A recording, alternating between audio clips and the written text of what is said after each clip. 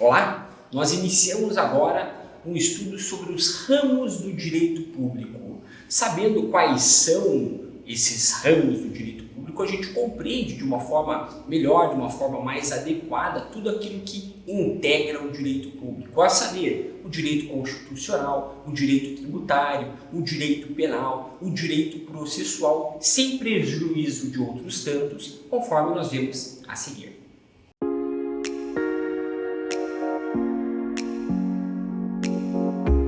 Olá pessoal, professor Paulo Silas Filho aqui, e nós seguimos aqui, damos início ao trilhar, a uma análise conjunta, a um estudo sobre os ramos do direito público. Ramos do direito público.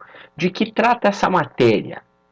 Do que nós estamos a dizer, do que nós estamos falando quando tratamos da temática ramos do direito público. Vejamos, quando a gente está falando em direito público, nós estamos falando do conjunto de ordenamento, do ordenamento jurídico, o conjunto de leis estatais, de normas estatais, que vão regulamentar as relações entre o Estado e o indivíduo.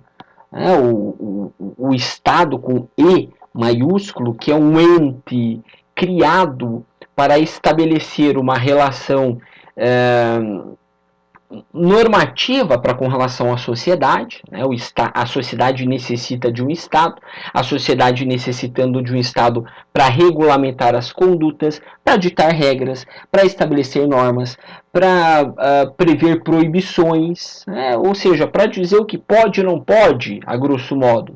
E aquilo que é proibido, aquilo que é permitido, enfim, em que pese no direito nós falamos que pressupõe-se ser permitido aquilo que a lei não proíbe, o que significa dizer, ora, se não existe nenhuma lei proibindo determinado comportamento, uma determinada ação, significa que aquilo é permitido.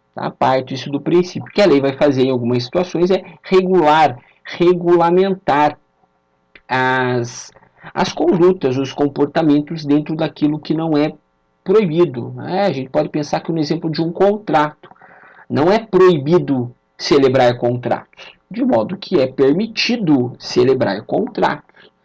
E o que o Estado vai fazer? O Estado vai fazer, através de uma lei, através de leis, estabelecer algumas regrinhas, algumas diretrizes, alguns termos, algumas normas gerais de como esses contratos devem ser feitos. Então, hoje, todas as formas de contratos possíveis que existem, contrato de comodato, contrato de adesão, contrato de aluguel, contrato de compra e venda, toda e qualquer espécie de contrato é prevista e regulamentada pelo Estado. Tá? Então, vejam, aqui não estamos falando ainda de direito público, estamos falando dos ramos especificamente do direito público, estamos dizendo como que o Estado regula a sociedade, de que modo o Estado interfere, por assim dizer, dentro da sua proposta de regulamentar, dentro daquela sua proposta de estabelecer essas diretrizes gerais de conduta, em dividir aquilo que pode, o que não pode, e que modo isso é regulamentado. Pois bem, a partir dessa afirmativa de que há um Estado, há uma sociedade, sabemos que o Estado regula condutas, o Estado determina as questões, os comportamentos humanos, normatiza, regulamenta, através de um conjunto de leis. O conjunto de leis que diz respeito às relações entre os entes privados e o ente público, a saber, os particulares, os entes estatais, dizem respeito ao direito público. Então, o direito público vai regulamentar, vai lidar com tudo isso, de modo que a gente pode conceituar direito público como sendo o ordenamento, o conjunto do ordenamento jurídico que diz respeito a essas questões tantas, que diz respeito a essas situações diversas, próprias aí do direito público. Mas há diversas formas de se estabelecer aí uma relação entre o Estado e os indivíduos, entre as pessoas, de que modo que quando que o ente público prevalece? Como que eu tenho algo assim que vai ser dito que, olha, a sociedade, os interesses da sociedade se sobrepõem aos interesses do indivíduo, do particular? Isso pode se dar em diversas áreas ou em diversos ramos. É diferente, por exemplo, quando duas pessoas celebram um contrato, de quando uma pessoa invade a casa da outra. Vejamos, nós estamos lidando aqui com relações entre pessoas. Celebração do contrato, invasão da casa, na propriedade alheia. Mas, já a partir desses dois exemplos, exemplos simples, a gente constata que as relações são diferentes. Poxa, muito mais grave invadir a casa de alguém do que num contrato, por exemplo, se alguém quebra com uma cláusula do contrato. São situações diversas. Uma é muito mais ofensiva, a questão da invasão é muito mais grave, de modo que, a partir disso, o direito público vai se dividir em diversas áreas. É por isso que a gente chama de ramos do direito público, ou seja, aquelas áreas que o direito público vai regular, vai se dividir com o fito de abranger e cuidar e tratar propriamente dito dessas áreas. Então, no âmbito do direito público, o que a gente tem, enquanto ramos, enquanto as áreas, enquanto as disciplinas, enquanto as matérias, que é justamente aquilo tudo que a gente vai ver aqui, que nós estamos já dialogando, estabelecendo aqui uma reflexão, alguns apontamentos alguns apontamentos a respeito. Ora, enquanto ramos do direito público, a gente tem toda a disciplina que compõe o direito público. Por isso que aqui a gente pode usar o termo como sinônimos. As disciplinas, as matérias. Claro, o direito público seria uma grande matéria da qual compõe diversas outras matérias. Então a gente pode pensar assim até no sentido de gênero e espécie. O direito público seria o gênero da quais seriam espécies essas tantas áreas, esses tantos ramos, essas tantas disciplinas que nós aqui estamos a ver. E claro, como que vai se constituir cada área? Ora, cada área vai ter sua própria característica, cada área vai ter a sua própria especificidade. A gente consegue identificar alguma coisa a partir das suas características. Nós podemos identificar situações a partir de indicativos, a partir de alguns elementos observáveis em que a gente consegue classificar a coisa e compreendê-la enquanto tal. Essa coisa da qual aqui estamos a falar, são os ramos do direito público. Nós veremos os seguintes ramos: o direito constitucional, o direito administrativo, o direito processual, o direito penal, o direito tributário e o direito internacional público. A gente pode elencar ainda aqui, no âmbito do direito público, alguns outros, mas de forma assim, digo assim, de alguns outros, ao considerar a forma com a qual alguns autores dividem as áreas, novas necessidades que a sociedade sente e passa a regulamentar de uma certa forma, de uma certa maneira. Vamos pensar que até alguns poucos anos atrás, algumas poucas décadas, não se tinha uma preocupação, por exemplo, com o sigilo de dados na rede. Porque não existia uma rede com dados, não pelo menos da forma como se tem hoje, para se ter uma preocupação. Hoje isso é presente, de modo que surge aí uma nova área do direito. Então, por isso que menciono que essas áreas aqui classificadas, apontadas, não significam que possam ser consideradas outras, mas aqui são as principais, aquelas que são sempre apontadas, sempre mencionadas, quando o tema, quando a discussão são os ramos do direito público, as disciplinas que compõem o direito público. Vejamos, portanto, a partir de agora, cada uma delas de forma isolada, para que a gente consiga analisar cada uma delas, compreender e, principalmente, identificar cada uma delas. Né? A nossa proposta principal aqui é identificar, conhecê-las e saber reconhecer. Identificar os ramos do direito público. Vamos lá? Primeira grande área do direito público é o direito constitucional. O direito constitucional deve ser apontado como a primeira área, deve ser apontado como a principal área, o principal ramo do direito público, pelo fato de que, pelo fato de que ele funciona como uma base para todas as áreas do direito. Todas. Estabelece-se um grau de hierarquia entre as leis. Né? Vamos falar assim, leis em sentido geral. Então, o direito público ele é composto por diversas leis. Leis essas que são divididas de acordo com áreas, que é o que nós estamos vendo, mas também há uma divisão hierárquica entre essas áreas. Algumas se situam no mesmo patamar, mas algumas outras se situam em níveis diferentes. É o caso do direito constitucional. A Constituição Federal, que é a norma base do direito constitucional, a atual Constituição Federal Brasileira, datada de 1988, com seus já mais de 30 anos, estabelece-se o que a partir dela, né? Estabelece-se o que a partir dessa área? Ora, ela é a base para tudo. Para tudo. Tudo que está na Constituição deve se fazer presente em qualquer outra área do direito. O que significa dizer que qualquer outro ramo do direito público, qualquer outro ramo, até inclusive do direito privado, deve estar de acordo com a Constituição. Tudo aquilo que está fora, está contra, viola, né, é o que nós podemos designar de inconstitucional. Tá? Então, o direito constitucional é base para todos os outros ramos do direito. E o que ele faz? Né? O que se estuda? O que ele abrange, o direito constitucional? O direito constitucional vai organizar, assim como ele vai disciplinar a administração e os serviços. A parte do direito constitucional diz respeito a isso.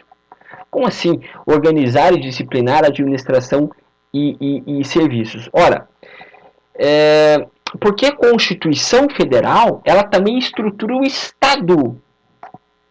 Ela constrói o aspecto formal do Estado. Como assim constrói o aspecto formal do Estado? Ora, a Constituição Federal ela vai definir função do Estado, os órgãos do Estado. Estado como assim Estado? Estado com E maiúsculo. O ente estatal, Brasil. Então a Constituição Federal vai estabelecer formalmente o Brasil, como se dá o Brasil do ponto de vista jurídico. Enquanto pessoa jurídica de direito público. Ora, o Brasil é composto pela União, é a União, que é composta pelos estados, que por sua vez é composto pelos municípios. Toda essa divisão estrutural do Estado está previsto na Constituição Federal, de modo que isso diz respeito ao direito constitucional. Isso é direito constitucional. Então, quando a gente fala que o direito constitucional estrutura o Estado, é nesse sentido. Assim como vai regulamentar e estabelecer a função dos órgãos, como, por exemplo, o Poder Legislativo, que vai estabelecer o Congresso Nacional no nível da União, composto aí pelo Senado Federal, pela Câmara dos Deputados. No nível dos estados, teremos as assembleias legislativas. No nível dos municípios, as câmaras de vereadores. O direito constitucional também vai estabelecer nessa estrutura do Estado o poder judiciário. Também vai estabelecer e estruturar o poder executivo. E além de estruturar, a gente aponta, nós observamos que ele também, o direito constitucional, vai organizar e disciplinar como se estabelece essa administração e esses serviços. Como ocorre, como funciona a tributação, quais são os impostos, quais são as taxas, de que modo que o Estado vai ter caixa, fazer caixa para funcionar, considerando que a função do Estado é normatizar, é regular, é tratar do povo, é conferir é garantir aquilo que também a Constituição Federal traz, elenca como direitos e garantias fundamentais. Então, tudo isso diz respeito aí ao direito constitucional. E conforme mencionamos, se dentre as funções do Estado é conferir esses direitos, o direito constitucional também estabelece quais são os direitos fundamentais.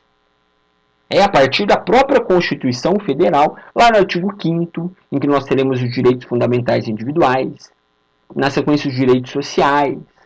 Então, além de estruturar o Estado, trazer isso que nós acabamos de mencionar, sobre a divisão estrutural, também se tem ali a previsão dos direitos em geral. Onde que eu tenho a garantia da liberdade? Por que eu posso falar que eu sou livre? Porque a Constituição Federal determina isso.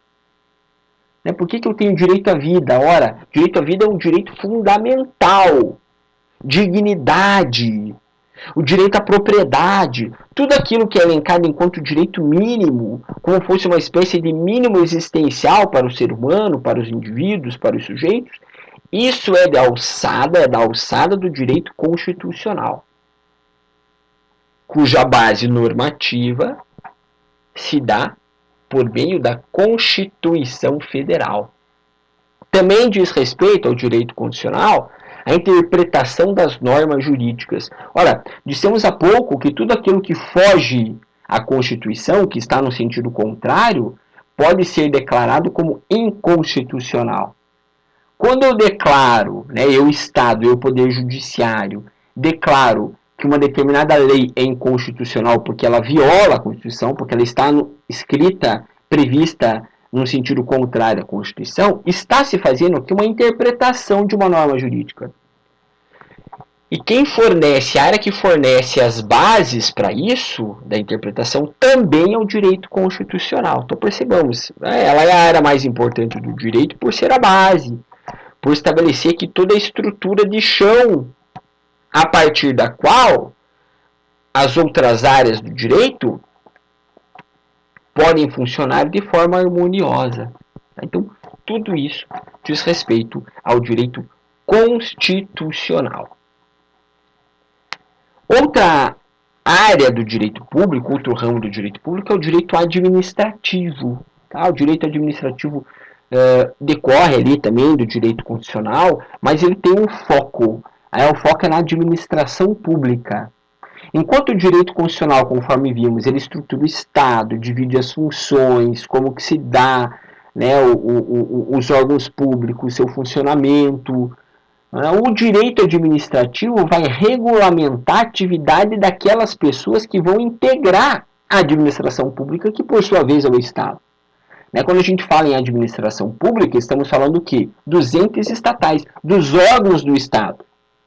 E como o Estado é um ente criado, não existe assim em concreto aqui eu quero dizer uma pessoa que é o Estado, uma pessoa física, o Estado é uma pessoa jurídica de direito público, tudo aquilo que é operacionalizado, tudo aquilo que é regido, tudo aquilo que é praticado pelo Estado se dá através de pessoas. Pessoas essas que precisam compor, são representantes do Estado. E daí que o direito administrativo vai regulamentar a atividade dessas pessoas. Pessoas essas que, para todo e qualquer fim, são representantes do Estado. Então, a gente pode pensar assim, em qualquer cargo que exija ali, geralmente um concurso público, um policial, um juiz, um promotor, ou alguém que trabalha em determinada secretaria, tudo aquilo que diz respeito a alguém cumprindo, exercendo uma função estatal, diz respeito aí, portanto, à administração pública. É um membro da administração pública.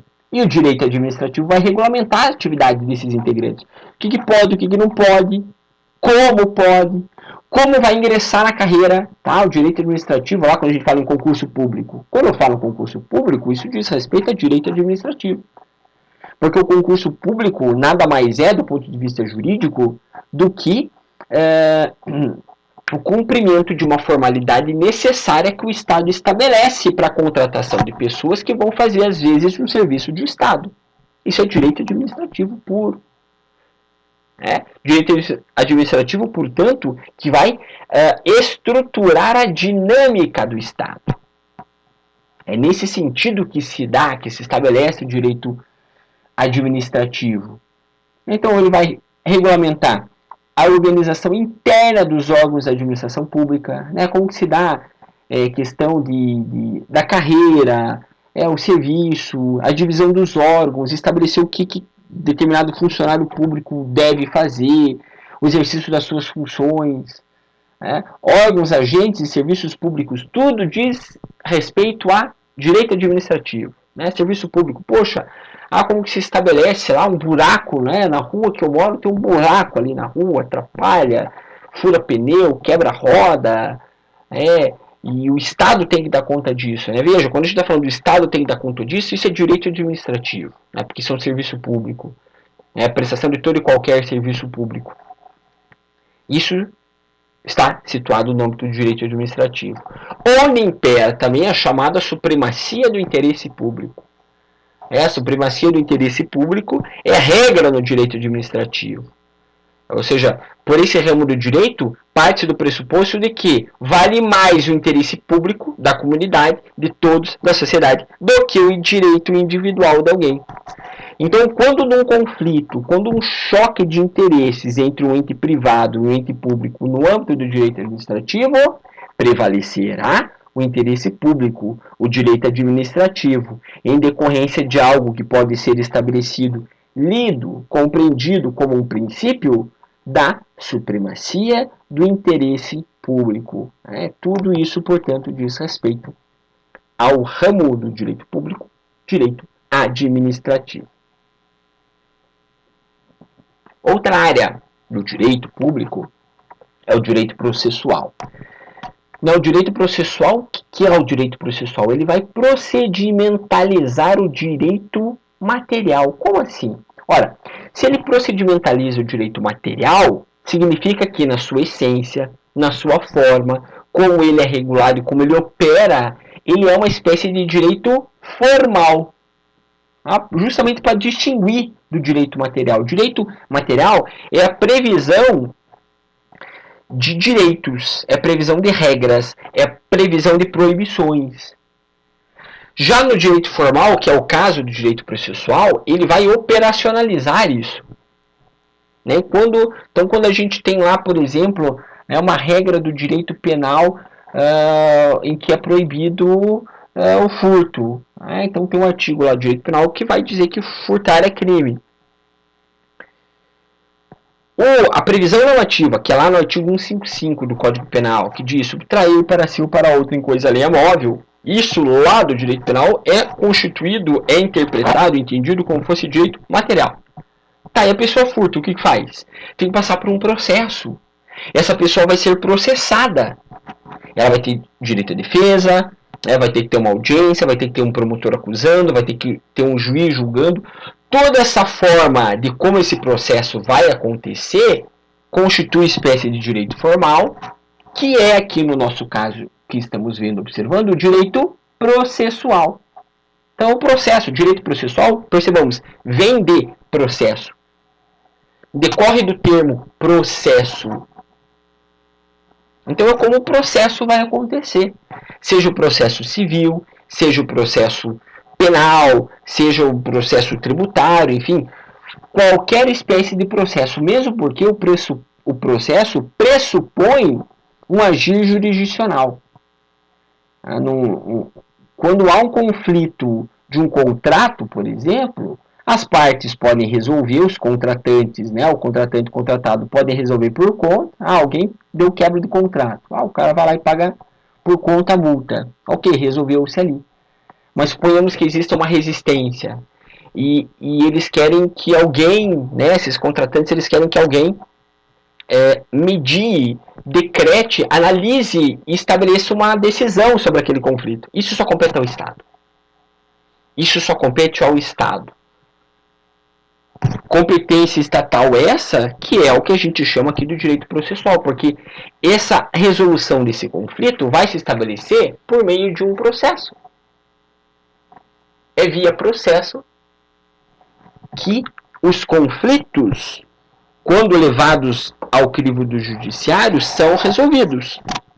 É o que a gente vê em direito processual. Então, o direito processual, de forma geral, ele vai abordar os atos judiciais voltados a um fim. Os atos judiciais, eles têm uma finalidade. Né? O direito processual regula como que um processo deve tramitar em juízo. Quando que eu vou ouvir testemunha, quantas testemunhas eu posso ouvir, em que momento o acusado vai ser ouvido, quando eu posso produzir provas, isso diz respeito tudo ao direito processual. Direito processual esse que regulamenta a organização do poder judiciário e do processo. Né? Ou seja, quando que o juiz vai dar a sentença, veja, ele regulamenta os atos de todas as partes, do acusador e do réu e do juiz, do requerente e do requerido e do magistrado. Tudo isso diz respeito ao direito processual. Os aspectos da sentença, os aspectos de uma denúncia. E o direito processual está envolto em 3 grandes aspectos. Que a gente pode assim resumir. O direito processual está envolto aí no aspecto da jurisdição, no aspecto da ação e no aspecto do processo propriamente dito. A jurisdição seria o poder e dever do Estado em resolver conflitos. As pessoas não podem, por exemplo, praticar justiça com as próprias mãos. Compete ao Estado resolver a celeuma do nosso exemplo de há pouco, de um furto, por exemplo. A jurisdição é esse poder, que ao mesmo tempo é um dever do Estado de agir. Isso diz respeito ao direito processual, porque é por meio do direito processual que esse poder, dever, é exercido. Já quando a gente fala do aspecto da ação, estamos falando aqui da ação como sendo um direito de pleitear ao judiciário que resolva determinado conflito. A ação é um direito. Exerce-se a ação. Quando se fala assim, exerce-se a ação para a parte que foi lesada buscar os seus direitos. Sim, ela está exercendo o seu direito de ir até o judiciário por meio de um terceiro aspecto, processo. O processo é a coisa em si, é o processo em si. Então, jurisdição, ação e processo compõem os aspectos fundamentais, elementais do direito processual, que é um dos ramos do direito público. O direito penal é outro ramo do direito público em que ele prevê as condutas que o Estado proíbe. Não só as condutas, mas também as sanções combinadas àquelas regras que proíbem determinados comportamentos. O direito penal é o ramo mais enérgico do direito, porque as sanções são as mais severas. Vejam, existe sanção no direito civil? Sim. Existe sanção lá no direito tributário? Sim. Lá no direito administrativo? Sim. Só que as sanções de outras áreas do direito vão lidar com ou suspensão de direitos ou com o patrimônio do sujeito. Então, se o sujeito não paga uma multa lá do Estado, o Estado pode inscrever aquela dívida na dívida ativa, entrar com uma ação de execução para cobrar. No direito penal, a sanção é mais severa porque ela tolhe a liberdade do sujeito. Se o sujeito descumpre uma regra penal, a pena é prisão, a pena é restrição de liberdade. Por isso que o direito penal é o ramo mais severo do direito, é a área mais enfática do direito público. E por assim ser, a legalidade é entendida, compreendida aqui como um princípio mor, como um princípio reitor. Legalidade no sentido de que só pode ser crime, só pode ser considerado crime tudo aquilo que a lei prevê. Então eu não posso criar um crime do nada, eu, Estado. Eu posso criar um crime através da lei. Como assim criar crime? Ora, observar um comportamento entendido como nocivo, entendido como inadequado, como ofensivo à sociedade, às pessoas, ao Estado, enfim, e criar uma lei dizendo que aquela conduta não é mais permitida, porque se for praticada por alguém, esse alguém vai responder pelo crime. E esse responder pelo crime é o sujeito estar sujeito, né, o sujeito estar sujeito à sanção estabelecida pela lei. O direito penal é o ramo do direito público que vai se preocupar com a ordem, com a segurança social. Quando se pensa em direito penal, se pensa em crime. Até porque os crimes são aqueles contemplados pelas leis penais, pelo Código Penal, pela lei de drogas, pelas leis tantas que trazem crimes e penas.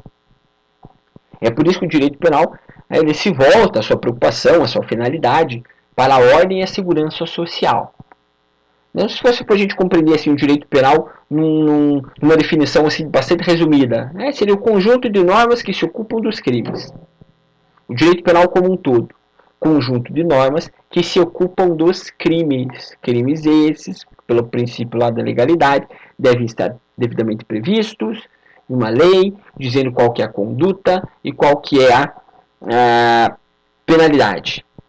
E por assim ser, pela necessidade que a legalidade tem que ser posta dessa forma, é que o direito penal serve também como instrumento de garantia de todos, no sentido de que eu só posso responder até o limite daquilo que a lei diz. Ou eu só posso ser penalizado por algo que de fato efetivamente seja proibido, estando previsto na lei penal. É nesse sentido que é um instrumento de garantia. Garantia que eu vou responder conforme aquela sanção que está posta na lei, caso eu incorra em algum ilícito de ordem penal. Direito penal, portanto, como mais um dos ramos do direito público. Ainda como ramos do direito público, a gente pode pensar em algumas outras áreas, e nós pensamos aqui no caso do direito tributário. O que o direito tributário tem a ver com o direito público? Ora, porque o direito tributário é aquela área do direito que vai instituir, que vai arrecadar, que vai fiscalizar os tributos. Imposto, veja o que é imposto. Imposto é aquilo que a gente paga para o Estado. É tudo aquilo que incide um fator de arrecadação deve ser recolhido em prol do Estado. Porque o Estado precisa de caixa, o Estado precisa de dinheiro para funcionar. O Estado não pode criar dinheiro do nada. Para que o Estado possa cumprir com os seus papéis, inclusive, quais são os papéis? Poxa, o Estado tem que pagar funcionário público, tem que pagar juiz, tem que pagar promotor, tem que pagar polícia. E esses pagar tantos para fornecer para a sociedade tudo aquilo que a Constituição prevê. Segurança, a própria jurisdição, os serviços públicos, isso tem um custo, isso tem um valor a ser despendido. Então o Estado precisa de dinheiro para custear isso tudo, todo o maquinário estatal. Como que o Estado consegue dinheiro através disso? Através dos tributos.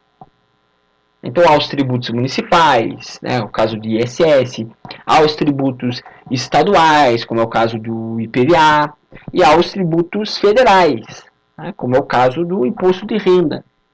Então todos eles têm uma constituição, uma razão de ser, tem os fatores que fazem com que os tributos incidam, o fato operador, o fato gerador, os fatos geradores, que fazem com que, sobre um serviço incida imposto, sobre um recebimento de um valor incida imposto.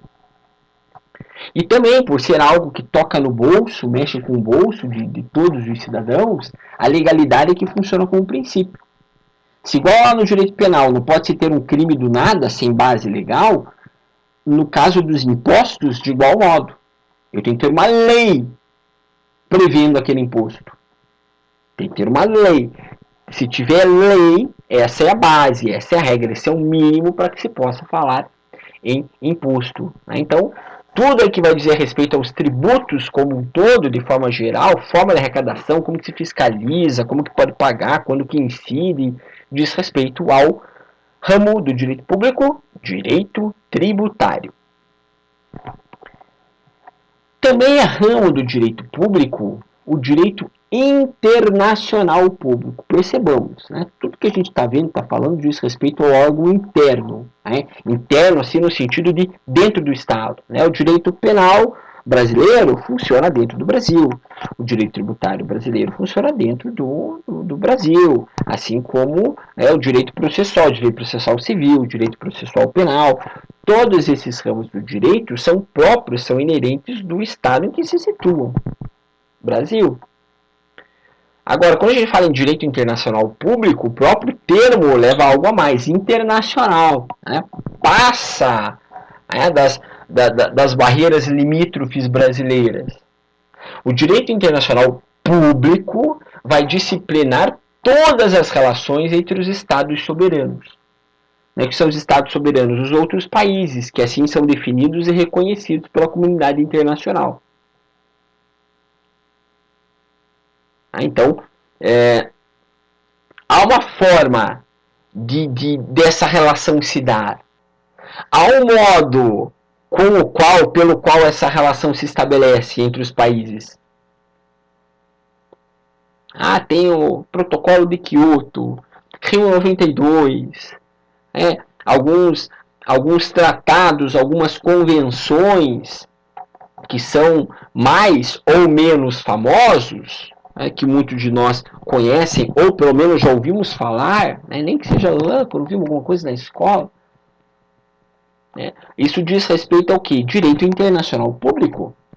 O direito internacional público ele é regulado, ele é regulamentado, ele é permeado por convenções, tratados, acordos entre os países. Quando a gente fala que convenção, tratado, acordo internacional, pressupõe-se o Brasil celebrando um tratado, com a Rússia, os Estados Unidos com o México. Então, são sempre relações entre estados soberanos. O que diz respeito a essa relação? Toda e qualquer coisa que seja necessário estabelecer uma relação. A gente pode ter uma causa ambiental em que os países que entrem, acordem, compactuem num determinado acordo, prometam que diminuirão a emissão de poluentes no ar. Em 10 anos tem que diminuir tantos por cento. E formalizam um acordo, um tratado nesse sentido.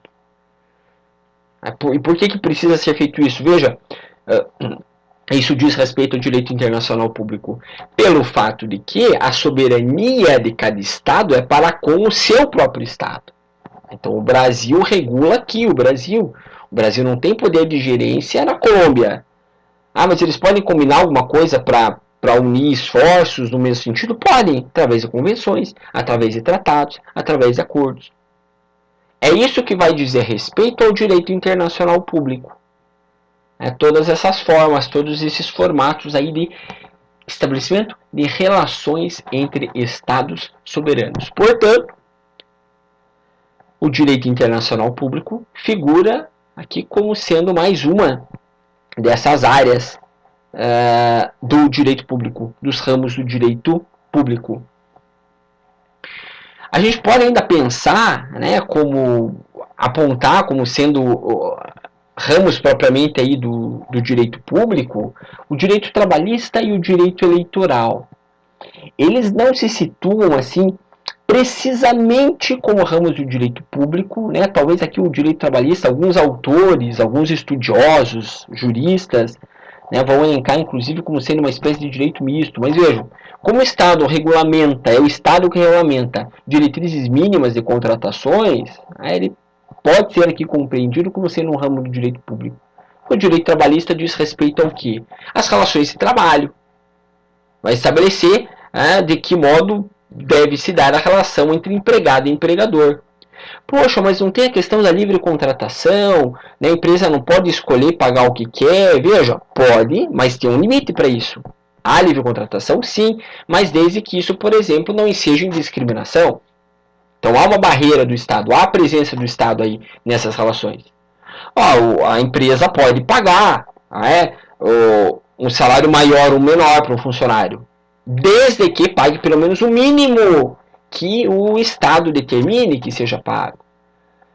O direito trabalhista vai dizer o que pode entrar, o que não pode entrar num contrato trabalhista. Então é nesse sentido que o direito trabalhista, regulamentando as relações de trabalho, entra aqui como sendo um dos ramos do direito público. Já no caso do direito eleitoral, ele diz respeito ao sistema político em geral brasileiro.